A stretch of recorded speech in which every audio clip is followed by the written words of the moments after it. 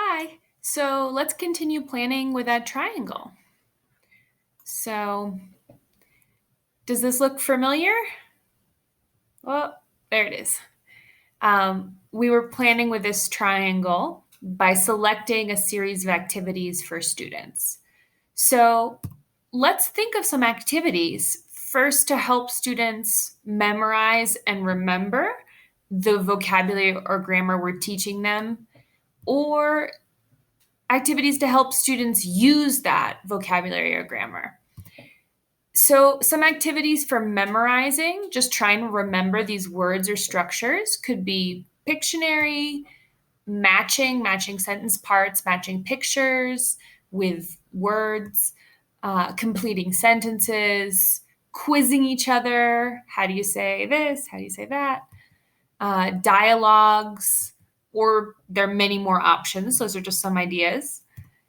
And then to help students really use the new vocabulary and grammar, so use it to say something. This is when we really see that they learned it. We could do a find someone who activity, partner interview, acting out or a role play of a situation where they improvise, an information gap. We have these in a lot of textbooks, A, B activities, a small group conversation. You give them a topic, or again, something else. There's many options. And what order are we going to put these in? Well, we want to start in the beginning trying to memorize and then move later on to using that vocabulary or grammar. Another way to think about it is starting with a lot of control and support from the activities and the teacher, but then the later activities are more free and independent. So you might want to take a screenshot of this summary. The first box we're going to use earlier in the lesson, this type of activity. And the second box we'll use later in the lesson when students are ready to do that.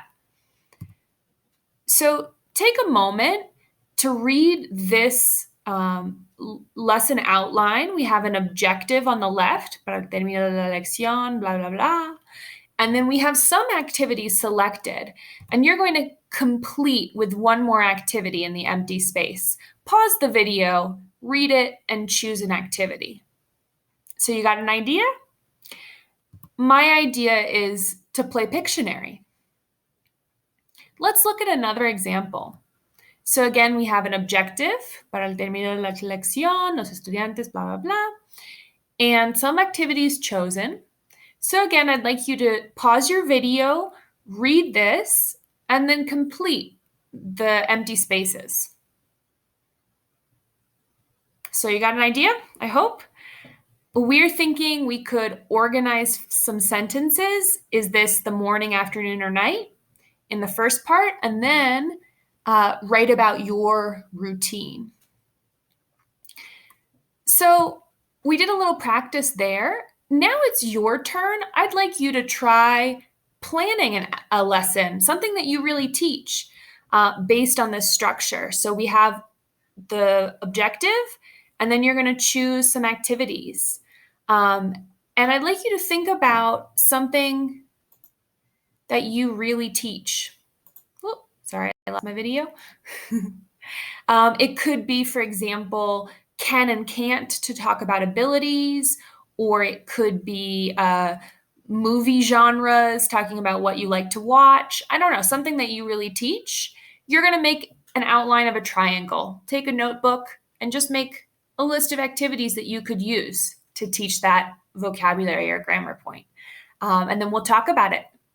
See you there.